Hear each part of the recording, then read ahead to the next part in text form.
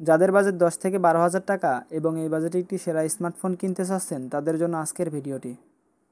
আজকের ভিডিওতে 10 থেকে 12,000 টাকায় 3টি সেরা স্মার্টফোন রাখা হয়েছে। তো চলুন কথা না বাড়িয়ে শুরু করি আজকের ভিডিওটি।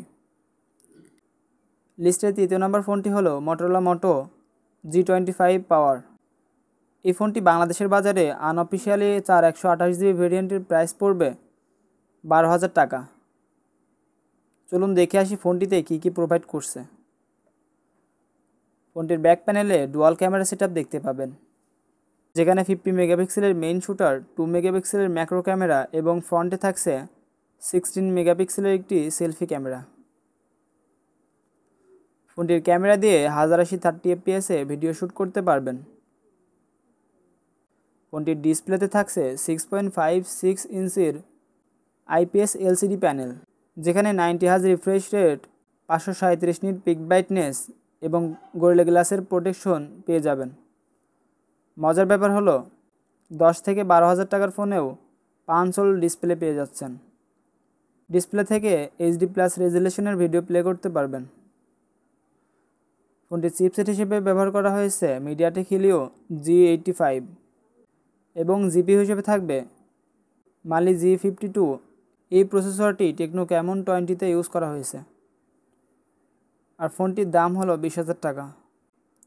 20,000 টাকার প্রসেসরটি আপনারা 12,000 টাকার ফোনেই পেয়ে যাচ্ছেন। এই প্রসেসর দিয়ে day to day tasking, multimedia কনজিউমের পাশাপাশি টুকটাক গেমিংও করতে পারবেন। ফোনটিতে LPDDR4X এর র্যাম ইউজ করা হয়েছে।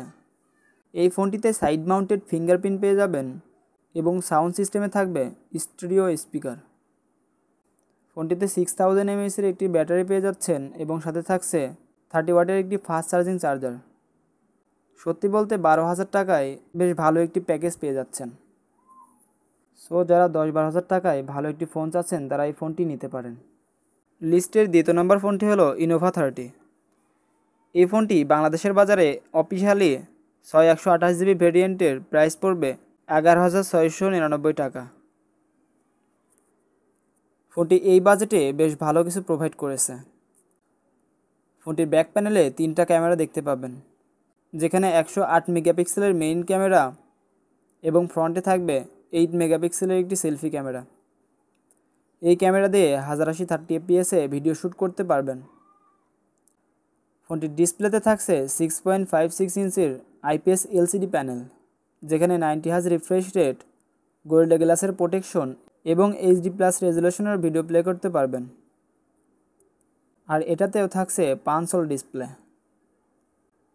এই ফোনটির চিপসেট হিসেবে থাকবে ইউনি SoC T616, যেটা 12 ন্যানোমিটার ফেব্রিকেশনে তৈরি করা হয়েছে। জিপিইউ হিসেবে থাকবে মালি G57। এই প্রসেসর দিয়ে day to day tasking, multimedia কনজিউমের পাশাপাশি টুকটাক গেমিং করতে পারবেন। এই ফোনটিতেও সাইড মাউন্টেড ফিঙ্গারপ্রিন্ট থাকবে। এই ফোনটিতে 5000 mAh এর ব্যাটারি এবং 18 ওয়াটের একটি ফাস্ট চার্জিং চার্জার পেয়ে যাবেন। যারা 10 থেকে 12,000 টাকায় অফিসিয়াল ফোন চাচ্ছেন তারা এই ফোনটি নিতে পারেন। আজকের লিস্টের 1 নম্বর ফোনটি হলো ভিভো Y03। এই ফোনটি বাংলাদেশের বাজারে অফিসিয়ালি 64GB ভেরিয়েন্টের প্রাইস পড়বে 12,000 টাকা।